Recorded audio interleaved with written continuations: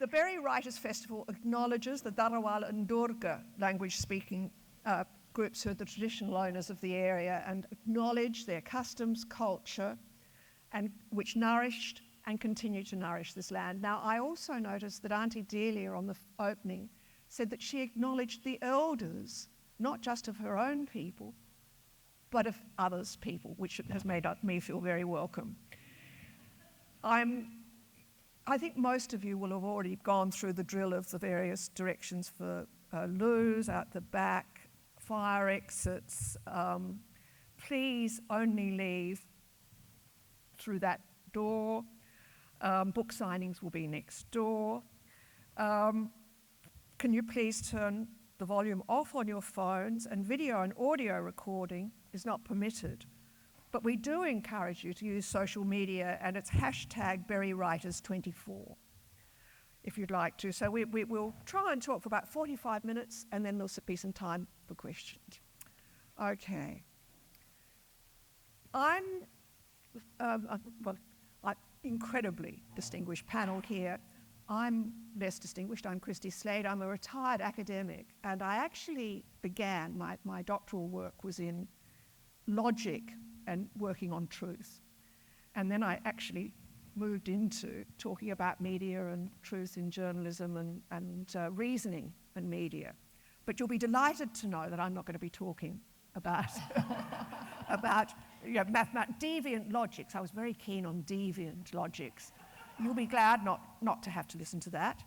And what we have here is a topic which is a huge metaphysical topic, a philosophical concept, and this other great pillar of our society, civil society, and that's journalism, and putting them together. Journalism and truth, do they have a future together?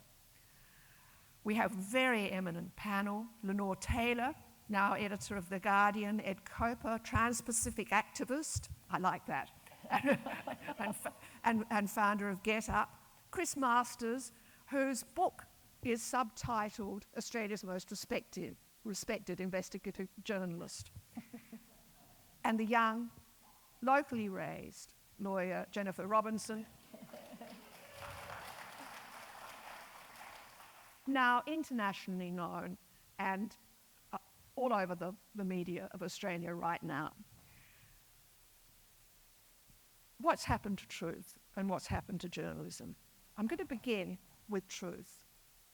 Ed, your book, Facts and Other Lies, and there are copies for sale outside, Welcome to the Disinformation Age, is a highly entertaining and deeply serious examination of the intentional distortion of truths in the media.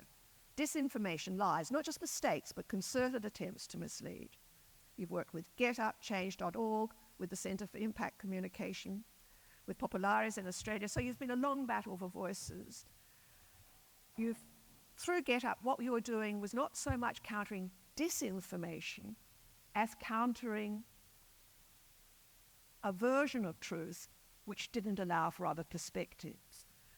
But in your book, what you're saying is that we've had an increasing focus not just on misinformation, but on disinformation. So what's contributed to that great change and race, and what's happening right now with Trump and the current election? I'm afraid we have to ask. I was wondering how long it would take to get onto that topic. Well, there's three colliding factors that I think are important, and the first is as old as humans ourselves, and that is that we don't actually care that much about the truth as, physical, cognitive evolution, how we are wired. We think we are more rational, and we think we care more about rationality than we actually are. So and this can be hard to... You're speaking to a philosopher here. Right. And I'm not sure how deviant logic might play into it. My kids are quite deviant logic, but what they would say. But we think we care a lot more about truth than we actually do. We care about social bonds, we care about what our peers think, and a good example is they did a study where you could show the inauguration crowd of Barack Obama and the inauguration crowd of Trump. Clearly there's less people in the Trump photo, and you show that to Trump supporters and they tell you that there's more people in that photo. Now they know their eyes aren't deceiving it, they're taking in their visual information accurately, but they don't care. They care about something more important. So the way we are wired is the first factor, and that's as old as people ourselves. The second, and I'm sure Lenore can talk more about this, is something happened to the business model of journalism when the internet arrived, and it exposed a very inconvenient truth that what we would call journalism, democratic accountability journalism or investigative journalism, isn't profitable. And once you took all of the advertisers off newspapers and put them where they could, on Facebook or classified websites, that exposed the business model of journalism and forced, the rise of clickbait and, attention-grabbing tabloid journalism. And then the third thing that happened was social media. So at the same time that the business model of traditional news is collapsing, people are going to get their information from somewhere that is wholly unsuitable to be getting your information from. And that's just really not by design of these platforms. That's an unintended consequence that they were built to be viral advertising platforms, and once the volume of information became so great on these platforms that you couldn't get, what Facebook used to call a timeline. So you used to see, if you could remember the early days of Facebook, you would say, Jill Blogs, decided to tie her shoe at 7 o'clock this morning and then became friends with someone else, and that was literally a chronological order. That wasn't a very entertaining experience or engaging. So they, as platforms, decided, hey, we know that you're not interested in Jill Blogs tying a shoe, but you're more interested in this other person, sharing what they had for breakfast. So we're going to choose to write an algorithm that puts their breakfast photo above her tying her shoes. Now that was the idea, but of course what you got was platforms that say, hey, you look like a racist, perhaps you'd be interested in joining this neo-Nazi group, because that's what happens when you automate these platforms of information. And so we all know the consequences of what happened there. We were spectators, in 2016 when one campaign, which was the Trump campaign, realized much earlier than many others that you can game this algorithm and you can put your finger on the scale of this new information ecosystem to coordinate mass deception of the public and mass radicalization of groups, push them into these bubbles where they're completely immune to outside thought, and they get further and further radicalized and further polarized. So all of these three things, the way our brains work, the collapse of traditional news model and the rise of social media, they came together at the same time to give us this, this malaise that we're living in. Is it getting worse? Well, we'll see in 2 weeks' time. It's very interesting to see how, if we want to talk about, traditional journalism, what we mean by that, I think that's probably shorthand for everyone in this room to mean truth-based, democratic accountability journalism. But if you look at what the Trump and Harris campaign are doing at the moment, Kamala Harris she's done a couple now, but she's basically been ignoring mainstream media. And Trump has likewise been doing YouTube videos from a golf cart with famous golfers, going on podcasts, Twitch streamers, and this is where people get their information from these days. This is news. These are media platforms, and just because it's not a newspaper or CNN or the New York Times or these mainstream conventional news platforms, that's where we're paying a lot of attention to what people are saying. But where people in America are getting their information from, and the same in Australia, is less and less from those types of sources. And they're forming their opinions in an environment where you never have to be exposed to reading The Guardian or reading a book or following those types of mainstream articles. And if they are getting it from news outlets, they're increasingly partisan, polarised news outlets.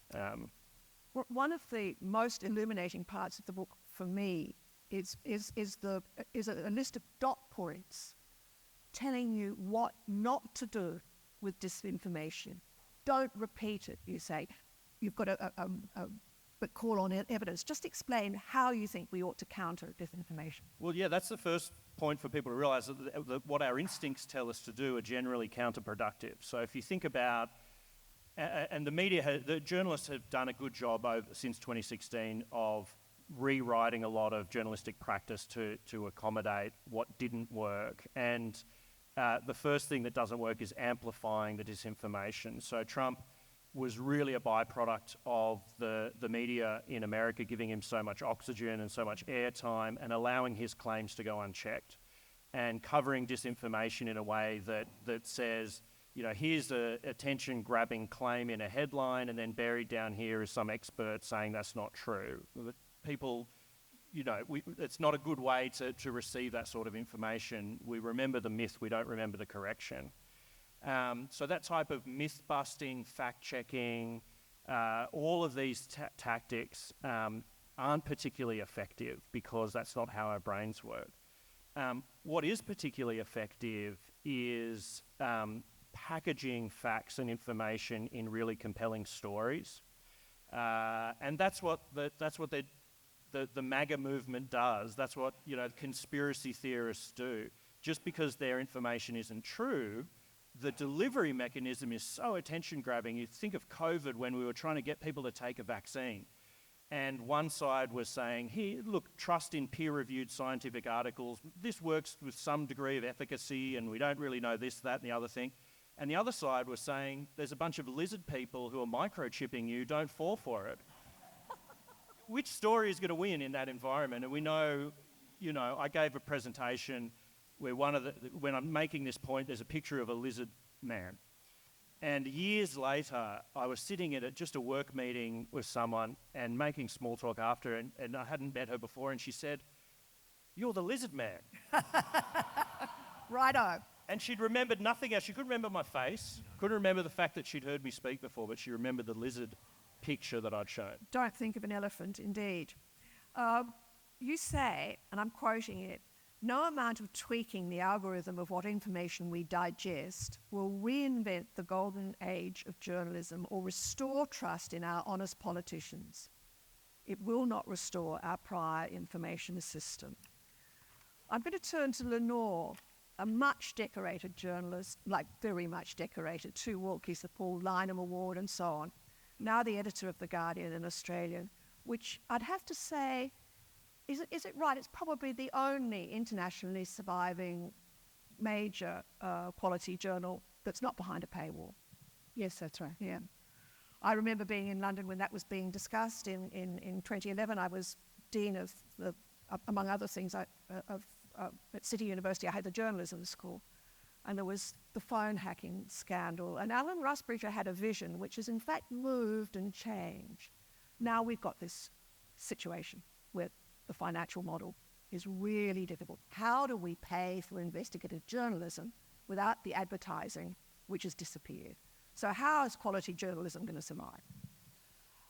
I think a good place to start really is to understand how people are getting their information and sort of unpick the various bits of information that you are all getting in your feeds. Because I think we all know that we are subject to a torrent, a tsunami, a fire hose of information all the time. And actual quality journalism is kind of meshed in there somewhere and sometimes hard to discern. And some of what you get is just straight advertising, marketing. It's often now outsourced to influencers. At the recent Democratic and Republican National Convention, some of the space that had formerly been given to journalists was given to influencers. Now, I don't have anything against influencers, but they're not journalists. They're there to get eyeballs on their Insta feed to make more money. They don't assess and contextualise what's being said. Some of what you get in your feed is just straight PR. Every business now, every NGO calls their PR section a newsroom, and they put that information out as if it is news. In fact, in Tasmania, there's a couple of former Liberal staffers who run a government relations organisation which represents the salmon industry, among other things, and they also own a whole lot of regional newspapers there. So there's kind of no barrier there between the PR and what they purport to be journalism. Sometimes it's content farms, because as Ed says, you know, the migration of what used to be ads that paid for journalism in newspapers onto the internet and into this new information age means that there is this massive competition for your eyeballs from all of these different places. And some people just set up content farms to make build, to try and get a couple of clicks, to make a couple of dollars. And increasingly that can be done by AI. There is no end to the content that they can make to fill up your feeds with garbage. Sometimes it's proper misinformation, which is sort of where Ed's book goes to. And sometimes that comes from bad actors. I mean, we all remember in 2018, the former advisor to President Trump, Steve Bannon, said that the real enemy to MAGA republicanism was not the Democratic Party, it was the media. And the way to defeat the media was to flood the zone with shit. And I think what he meant was to send out so many conspiracy theories and so much conflicting information that people just didn't know what to believe. So they pick a tribe, they pick a team, and then they're really impervious to any extraneous views other than what that team says. And I guess that's how you get to a point where 40% or more of Americans still think that Donald Trump won the last election because they're just impervious to facts. I think we have to acknowledge that sometimes misinformation comes from people that purport to be media organisations themselves. And in that end, you could look at the Dominion case. So after the 2020 election, there was a conspiracy theory that this voting machine had been somehow rigged to favour the Democrats. The voting machine company took Fox News to court, like sued Fox News for presenting that misinformation. And in the course of that case, a whole lot of information came out that said that Fox News presenters knew full well that that was disinformation, that that was wrong, but they couldn't back out of it because they had so convinced their viewers that it was right, that if they said it was wrong now, those viewers would go to an even further right media organisation that still presented the conspiracy. So there are many, many things that are mixed in with journalism. But to answer your question, I do still have hope, I guess, that truthful journalism can prevail. I mean, one thing that gives me hope is that a lot of very good journalism is still being done across a lot of platforms. Chris is an example of that. And I guess the experience of Guardian Australia gives me hope. I mean, when we started 11 years ago, the chief executive of Fairfax said to me I was mad and that the only two brands that would ever have any purchase in Australia were News Corp and Fairfax. Well, now we're the sixth most read site in Australia. 35% of Australians read us. We're not behind a paywall, slightly contradicting it. We are profitable, and we don't resort to cheap clickbait. So, you know, the response of Australians to Guardian Australia gives me some hope. Again, slightly contradicting Ed's view, or looking at it from a different prism, I guess, the pandemic gave me hope, because in Australia, mostly, for the most part, politicians stuck to facts, and the media responded well. And Australians turned to mainstream media in their masses, like our readership trebled over that period. And that sort of virtuous cycle of factual political debate and factual media meant that trust in all of those institutions went up. And I'm also a little heartened by the increase in understanding of misinformation, that people are aware of it. I'm also sort of heartened that media is learning how to use different formats to get to readers where they are. So putting all those things together, I do think journalism has a future. I do think journalism has a future and can be profitable. I think we're evidence of that. But it's really hard. And I guess I have to believe it because it's my day job. And if it's not true, then I kind of think democracy is stuffed. Yeah, very easy. Very good.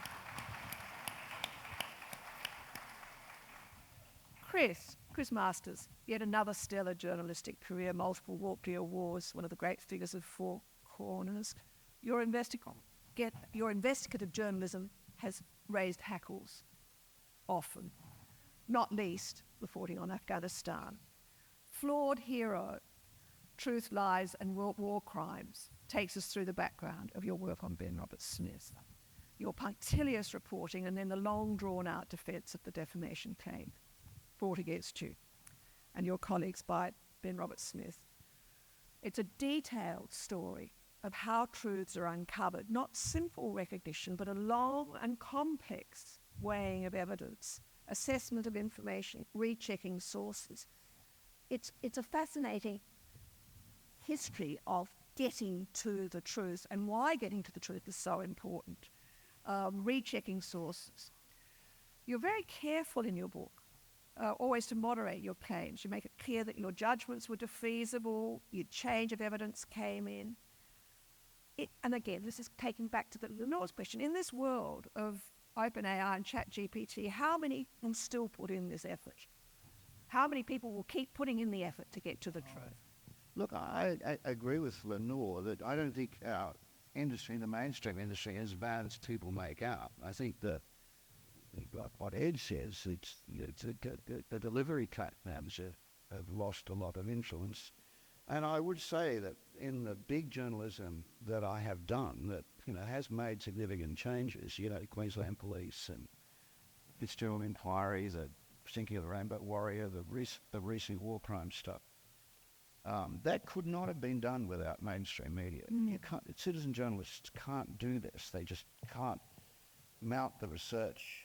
They don't have the resource base, and significantly, of course, if you do get into court, which is what happens, then you need lawyers to fight it out, and that costs money.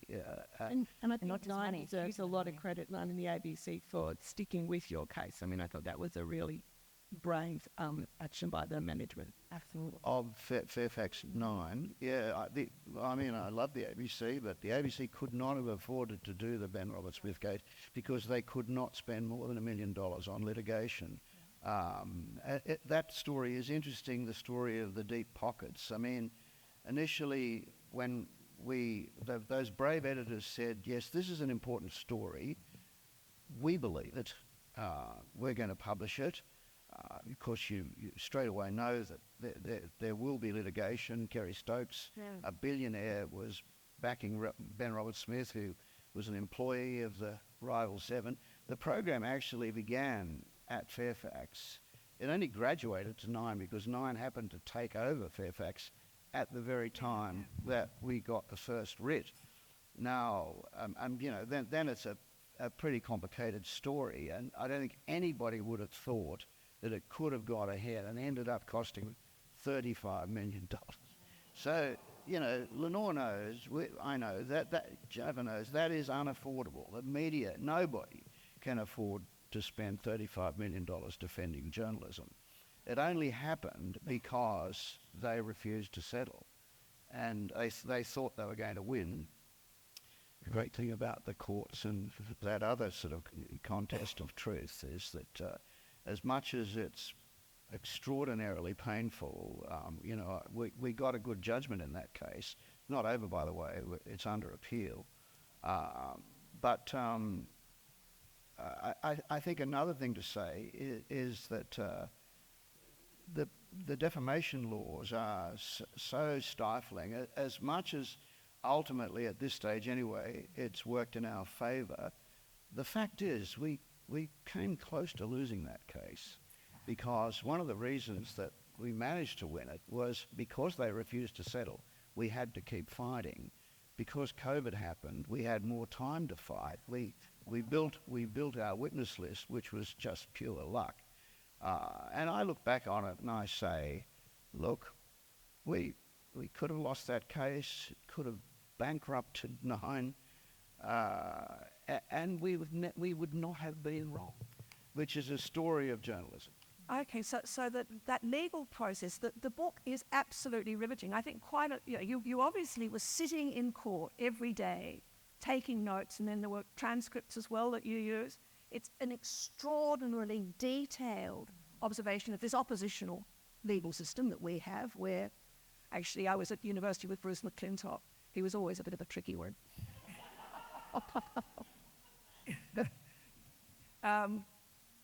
These oppositional, but in a sense, I felt quite, by the end of this process, it takes a long time. You've got to read it, and you were there for how many days? It was 110 days, I think, in court. Days. Yeah, over about a 5 or 6 year period.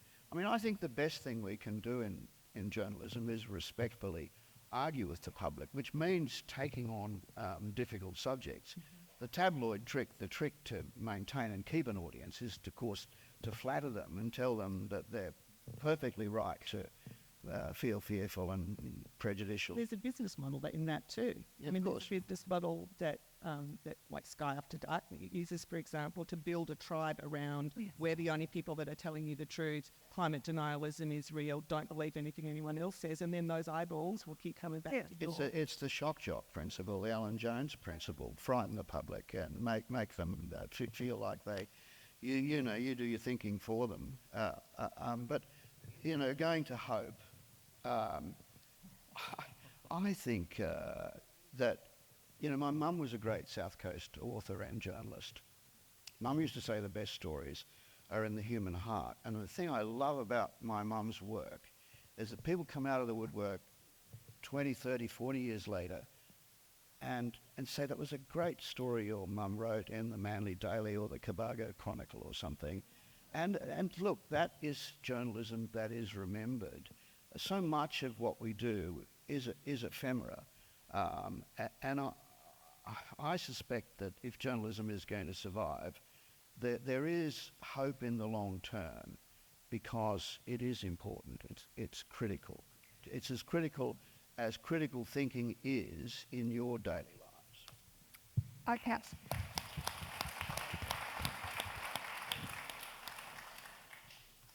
Will you forgive me for asking a question that actually my son asked me, and which is, I think, lots of us wonder about. Why is it that a billionaire like Kerry Stokes and a highly credentialed former minister like Brendan Nielsen are so committed to Ben Roberts-Smith? Is it some sort of Anzac worship, or what is it? Yeah, well, I mean, in Brendan's case, I think it's pure romanticism, great way with words, but absolute bullshit. In the Kerry story is interesting and baffling, and I can't pretend that I absolutely know the answer, but I've thought about it a lot. And I think in the first instance, perhaps it's about ruthlessness. He identifies with, I think they all thought, these basket weavers carrying on about soldiers, killing people, they don't know what war is like, and the fact is, real men and real billionaires have to be tough. We have to be ruthless in order to survive.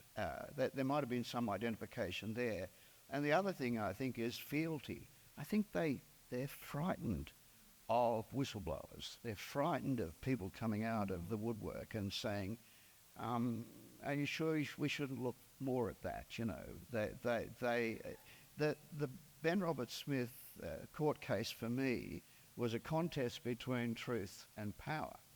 And it was massively heartening. This has happened to me a few times in my career, where, you know, you begin with a naive notion that the public is basically decent, and if you do decent, honourable, honest reporting, change will come. I think that it might have cost $35 million, and it'll probably never ever happen again. But it certainly gave me confidence in the courts anyway. I must say, it's a sad story. I mean, this whole thing. Well, I'm going to turn to Jennifer now, another South Coast person. It's back at home in Berry, an extraordinary story. I mean, Bomaderry High, ANU Road Scholarship, Balliol, and now Doughty Street's Chambers. The long Julian Assange case that we've all been watching. I was working with Gavin McFadgen when we set up the Centre for Investigatory Journalism. Just before, and I believe you're now on the board. Now it's moved. So a huge profile and a hugely important case. But I want to start first with your book that you've just co-published with Keina Yoshida. How Many More Women? How the Law Silences Women. It's a terrific read. It's a really good, sad story. One of the chapters is... And hopeful, come on. Well... Read it and be depressed. Yeah,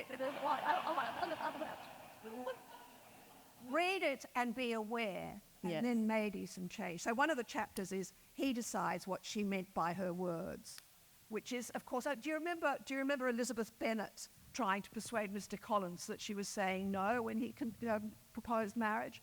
And she went through it and through it and through it and said it, and he still didn't believe her. He just could not believe she was not interested. So I think that story about the silencing of women is and how that works in detail transnationally across different international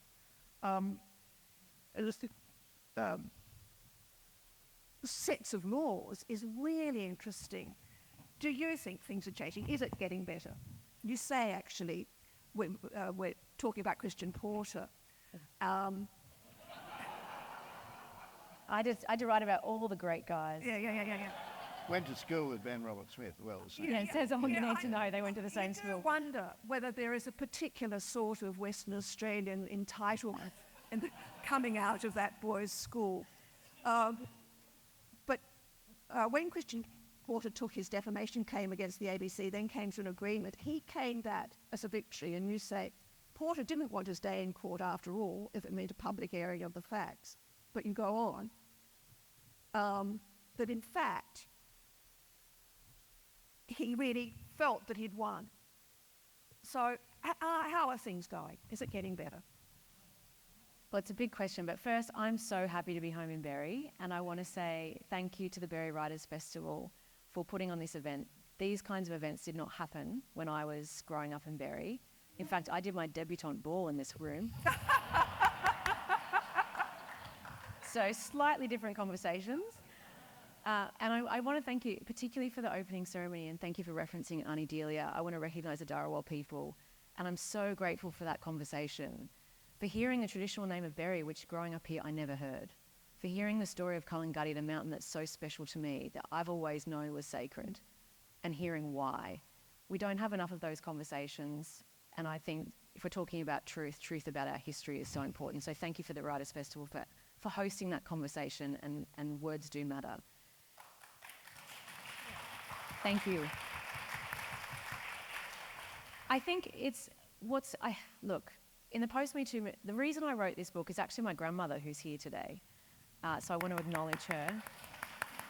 Philippa. The reason I wrote this book is actually not just about the silencing of women, but also the silencing of journalists. So this is all about how defamation laws, different types of litigation are being used to silence not just survivors of gender-based violence, but journalists who are reporting on it. And all the same issues that we've just heard from Chris come up in this particular context. It's one particular context of a much bigger problem, which is how the law is being weaponized by the powerful people, a context of power and truth in our court systems, which is incredibly expensive. So for an individual, it's not just a media organisation that has a budget of that kind. Very few media organisations have the kind of budget to defend a case like that. Very few media organisations have the budget to defend the Lehrman defamation decision, for example. Millions of dollars in fees to prove Brittany Higgins' truth. Now, that case says everything that says for a woman who might speak out to the media or herself on social media, but what it says to every single journalist who might want to report those stories is you better have a lot of money. And most people don't have the money. And the self-censorship that I was seeing in my practice. So most of what we see, when you see a defamation case hit the courts, it's the tip of the iceberg of what's actually happening. You will experience this. How many defamation threat letters do you get? A couple a month. Exactly. In the context in which I work in London, it's sometimes more than that. And often, we can't talk about it because it's legally privileged. So the fact that all of these letters are being sent, the fact that there's a decision to self-censor, that's not public. So the amount of stories I have seen spiked about women reporting their allegations of gender-based violence because they felt they didn't have enough evidence, they didn't quite believe her, she wasn't willing to put herself through the public rigmarole, or just frankly, they couldn't afford it if he sued. And that happens all the time, so we wanted to talk about it.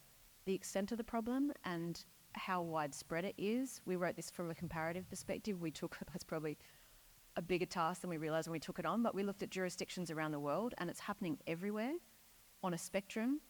Australia, the UK, India, Japan, Colombia, across Southern Africa. This is happening everywhere.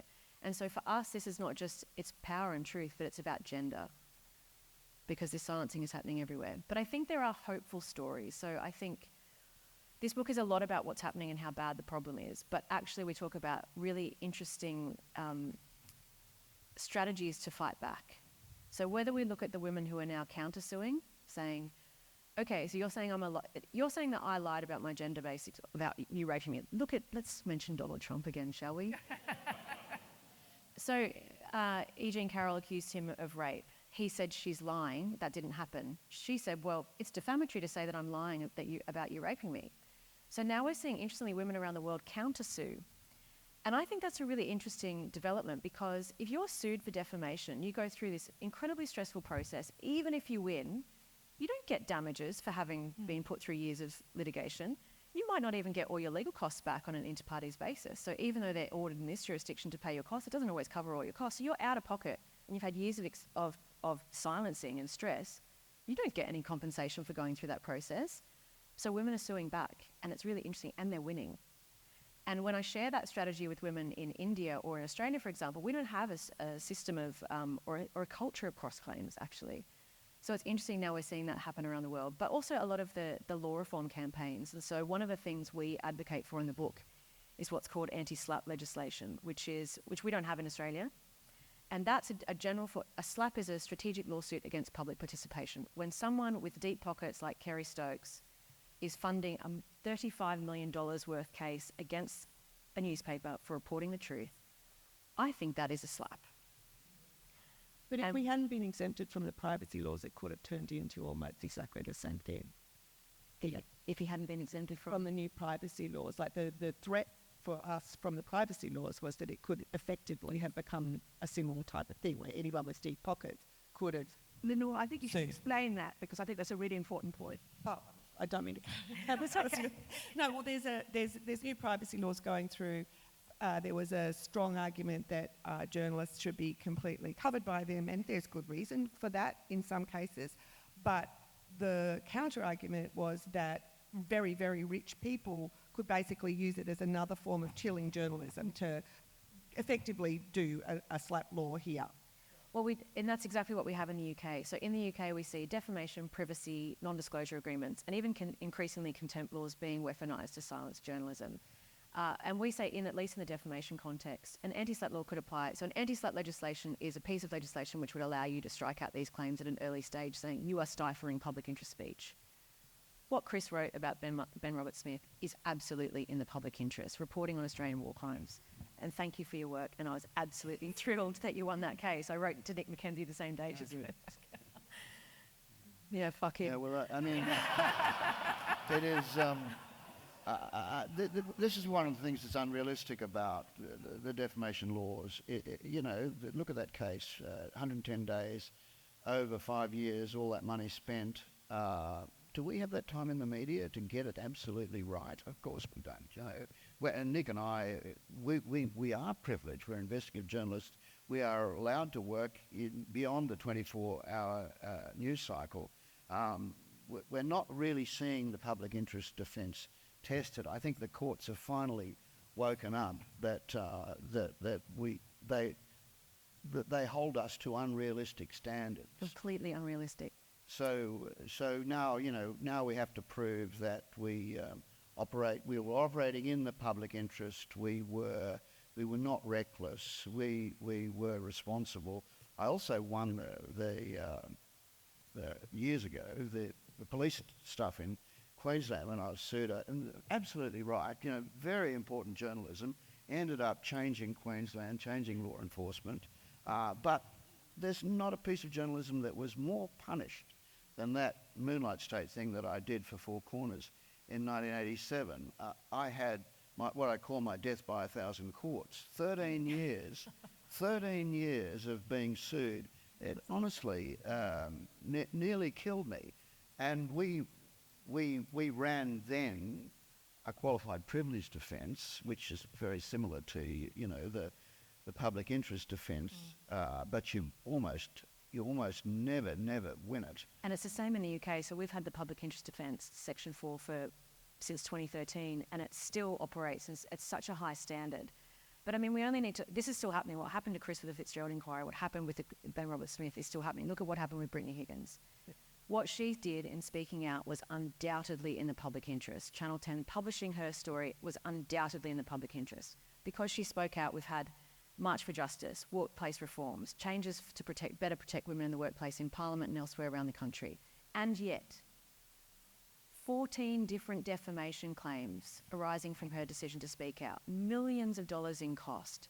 The media's been sued, she's been sued. She's still being sued by Linda Reynolds, by the way. We're waiting for that judgment.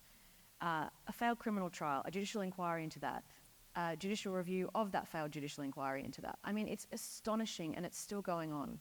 And that was absolutely speech in the public interest that was to protect other women. And that's what our book is about, and that's why we need to protect public interest journalism and women and whistleblowers speaking out in the public interest. We're going to get to Julian Assange in a minute, but Ed's got a question. Well, or a comment. I think it's just important for people to realise, I'd be interested in the others' take on this too, how much worse the defamation laws are in Australia than other similar Western democracies. And one of the really good example of that is Lachlan Murdoch sued Crikey for saying that Fox News was complicit in January 6th, along with Trump. And that is something that every media outlet in the US had said till the cows come home, but speech is protected in the US in a way that it wasn't here. That settled before it went to trial. They were going to use a public interest defence. Such a stupid decision to sue. Yeah. Well, the evidence they were going to use is that Crikey had engaged a fancy media consultant, which was actually me. So I'm glad it didn't go to trial because I didn't want to end up in the eye of that storm. And like it would have been fun to cross-examine you on that. It would have, I was half looking forward to it, half relieved. It's good to just be referred by the Murdoch Empire as a media expert. But with the slap suits too, yes, they're used against journalism, but people should also know that the most common use of them is against penniless activists. Adani suing people who are, trying to stop their fossil fuel developments, or Santos going after Santos suits, EDO. Exactly. The EDO and other arbiter defenders of truth, or Guns in Tasmania sued all the anti-logging activists just to tie them up in court cases. So we have it worse here. There are things that we assume as people who you look at the media and you feel like we live in this a society where certain things are protected that we don't actually have in Australia, and it's much worse here than other markets. It's true. Okay, I'm actually going to move on to Julian Assange now. To some extent, and I've heard you talking in other contexts, Julian Assange was silenced, in a sense, by the differences, as you explained, in international law, that he didn't have right to defence of freedom of speech, but he would have had he been an American citizen. But I mean, the effect of his silencing and of what happened to him has been enormous, and it's a huge relief to have him back here. I assume you've seen him, but many people have claimed that as their own achievement. Kevin Rudd, I noticed, among others. But of course, you as a lawyer. Is it a matter? Is it a win for truth? Is it a win for journalism, do you think, in particular on the WikiLeaks side? It's a complicated answer to that. I think the US wanted to see Julian in prison for the rest of his life, and they didn't achieve that. We beat them. And that is a huge win. Huge win for Julian. For Julian and for journalism. But it took 14 years of his life. That case should never have been brought against him. It was, as I have been saying, like a broken record since 2010. You cannot distinguish. Free speech protects journalistic activity, and what WikiLeaks did in receiving and publishing information is what the New York Times and other media organisations do all the time. And the disinformation put about by governments about Julian fundamentally undermined our ability to be able to bring him home to Australia. That's part of why it took so long, because he was smeared and attacked and accused of things that he didn't do, putting lives at risk, hacking, damaging international relations, all of these things that he was so dangerous and somehow not like a journalist, which had some in the media putting him over here like he was something different. Yes, it was WikiLeaks is innovative. Yes, it's a new development in journalism, but it's still journalistic activity which is protected. And by prosecuting him, you are prosecuting the rest of the media.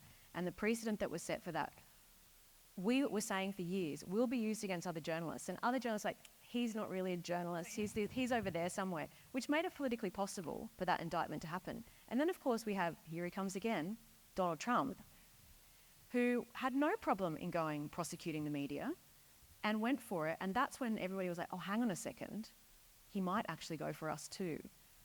And it was then that the free speech sort of groups and the media got more behind us. But it took a very long time. And I'll give you a really good example of the disinformation. The best example and most revolting example of the disinformation against Julian was when he was dragged out of the Ecuadorian embassy in violation of international law, Ecuador's own law, and dragged out. There were stories put about in the media to basically cover the fact they'd done it, saying that Julian had engaged in dirty protests, literally smearing shit on the walls of the Ecuadorian embassy. Absolutely false. No evidence for it whatsoever. But the story circulated and circulated. People were like, of course Ecuador kicked him out because he's filthy. But once that story was set running, people believed it. Weeks later, a photograph emerged from the embassy with some little tiny brown mark on the wall. And I was like, what even is that? I mean, is that your photographic evidence for a dirty protest? And yet people believed it. And that's just one example I was coming up against it.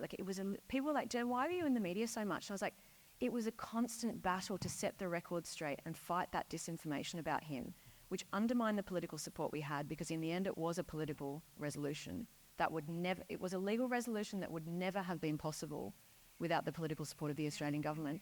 And it took me 14 years of walking the halls in Canberra, briefing politicians, community groups like here in Berry and around the country, putting pressure on their MPs.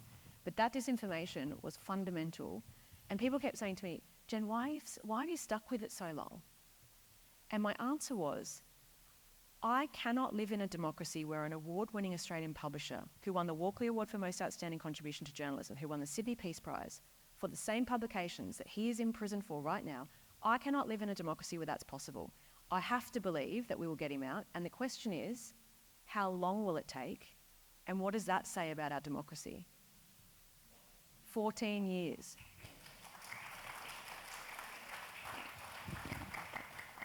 Indeed. Well, look, on that note, I'm going to turn to questions from the audience. Can you raise your hands if you've got a question? Yes, there's one over here. Is there a Mandy down here? Third right. So, I don't hear about that. I don't.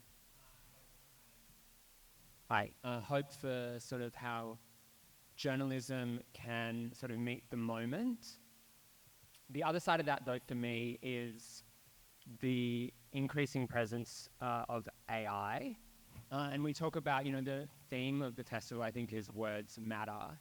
But journalism to me isn't just words, it's also other forms of evidence, photos and videos in particular. And in a world of AI that can produce things that we think are real but certainly aren't real, I think it's only going to accelerate the sort of post-truth world we live in.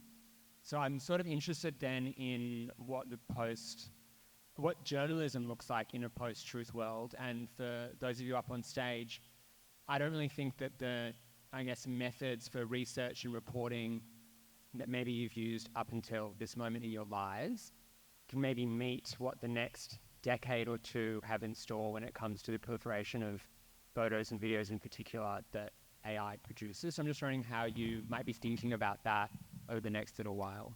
Well, I might hand to Lenore, but I think to call it a post-truth world rather assumes the conclusion.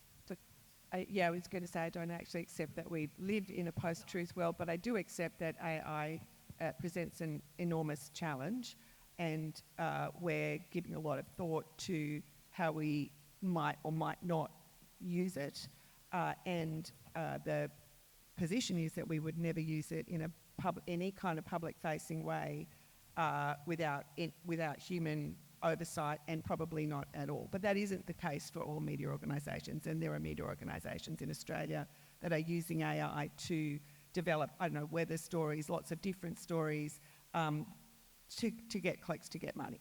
And you're right, for video and imagery, it's even harder. It's even more difficult.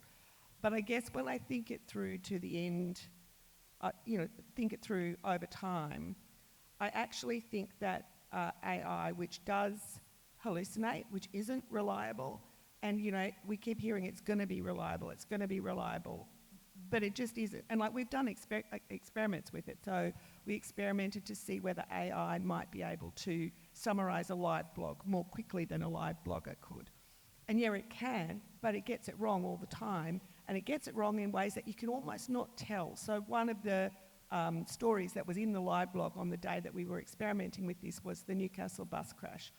And AI said it's not known how many times the bus rolled. Now, obviously, the bus didn't roll. It just fell over and hit a guardrail. It's really hard to pick that when you're the human looking over that AI experiment. That AI experiment was basically why we thought, we can't use this, it's not reliable. I think eventually that unreliability will come back to help us, if you like. I think now anybody who does a Google search would see that you get 10 results of just AI gobbledygook before you get something that you can actually use. So I guess my hope is that over time, users of Google, people who are searching, readers of the media, will understand that, and that will actually mean that they come back to a source that they can trust, that they know isn't hallucinating, making stuff up, whether by algorithm or intent. It's a fascinating challenge for the news media industry. It's not just about evaluating evidence, but also the endangered species of journalists themselves. Is to say, outsourcing newsrooms to. We're not endangered species. Sorry. We're fundamentally different on this hope thing. Yeah. I'm here to provide the doom and gloom, and you guys are here to provide the hope. She's the boom. But and the boom. The other thing to think about AI, which is very important, we always think of these, edge cases about people being fooled into thinking something is true that it isn't. But I think that approach is largely missing the bigger picture, which is when people are consuming information in a misinformation and AI-fueled world, will they believe evidence that is real? Not will they fall for things that are fake? And you think about young people, Gen Z now and Gen Alpha, who everyone is a creator, they all have their phones, they're creating content, and it's given the same elevation as a piece of news media content. The challenge is not, are they believing, things that are false? The challenge is can you get information into them that will be believed at all when it is true?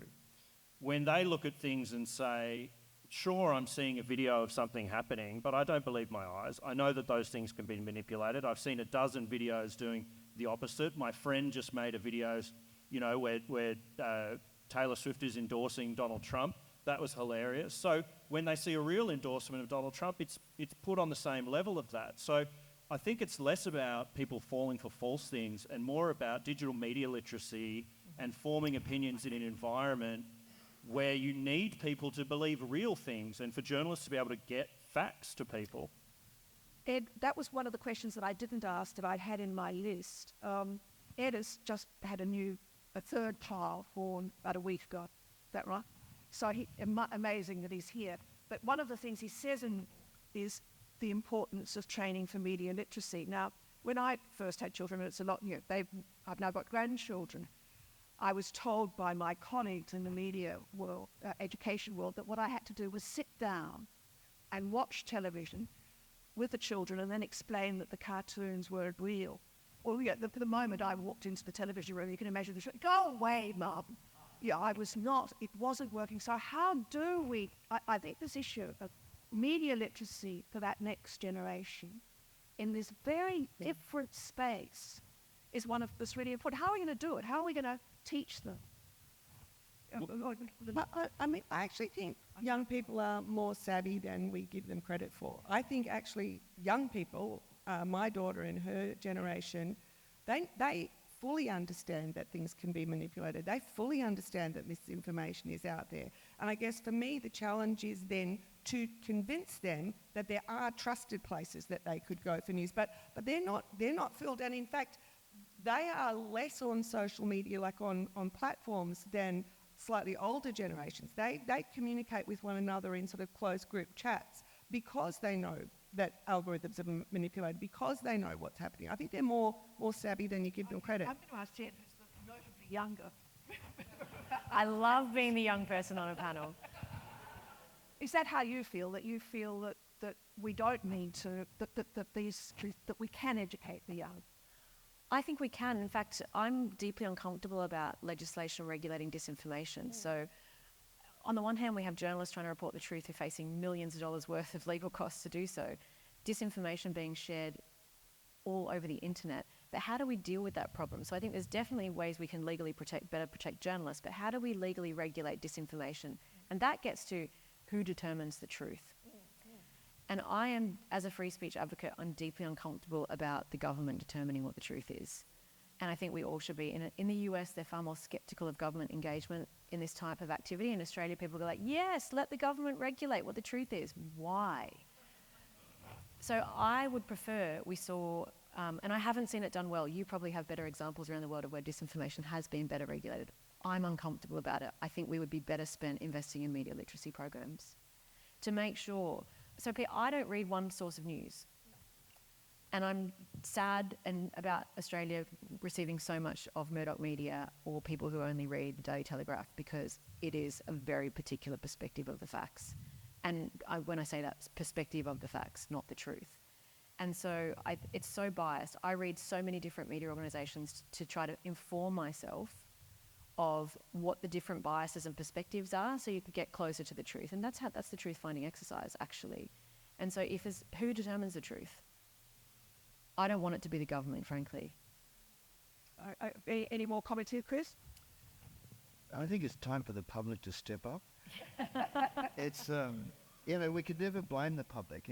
In the history of news reporting, it's one of the rules. If the public favour disinformation, it's our fault, not theirs. But we're in an interactive age now. The public have enormous influence. Their feedback is absolutely noticed. And it actually makes me think on occasions, as I did with, say, the Alan Jones audience, you people have a case to answer. I don't listen to Alan Jones and I vote. These demagogues have a lot of power. And the funny thing about journalism is it is a black art. You can talk to very experienced journalists about how they do what they do, and how truth is actually it's about the pursuit of truth rather than absolute truth. And best obtainable version of. And I think really good journalists develop a bit of a talent for truth, which is hard to explain. I don't think it's mystical. It's just the fact that they've listened to so much stuff over the years that their own system of checks and balances just incrementally gets improved and improved and improved. And I feel sometimes when you read a newspaper article, you want the public to have those skills. You want them to say, oh, how much is this sourced? Let's look at this 600 words here and see how much research is behind it. And to some extent, the platforms are sort of writing their own death warrant in a way. I mean, no sane person would go on Twitter anymore, right? Like, it's a cesspool. It's horrific. And run by a madman who's spending $1 million to give, make people join Trump PACs. So, I think most people know that is not a place where you can have a civilised debate. I want Ed to have as the most recent father in the room, almost certainly. How do we get the young to learn those? Well, my 2-week-old son, who's perfect, obviously, will grow up in not just a very different world to the one grew up in, but it's the first time in human history that me as his parent doesn't have the skills to tell him about the world he's going to grow up in. Right. And I don't think we understand the scale of that impact. This linear handing down of knowledge that has been possible throughout human history has had this rude and severe shock to it. And probably, Lenore, your kids are the generation who are the guinea pigs with that, unfortunately for them. And it's had a terrible impact on that generation. Absolutely. And I'm optimistic and hopeful, I'll join you guys in the hope, that each generation is going to be much better at this. And we, as their forebears, have to learn the skills. It's actually our media literacy that we need to learn. Yes. They're going to have a much better media They're literacy. That will be part of the curriculum. It has to be part of the curriculum. It's about being a citizen online and in social media in this new information ecosystem, rather than just can you discern truth from fiction.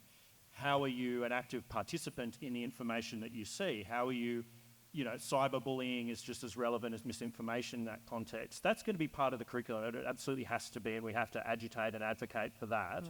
But I am hopeful that because we are having this discussion now, that his generation is actually going to learn the skills to inhabit that information ecosystem that has become rather unhealthy at the moment. Perfect words on which to thank you all. A hopeful word. I'm very glad that there is hope. Yeah. Thank you all very much for your time, and let's... Very good. Well done. Well done.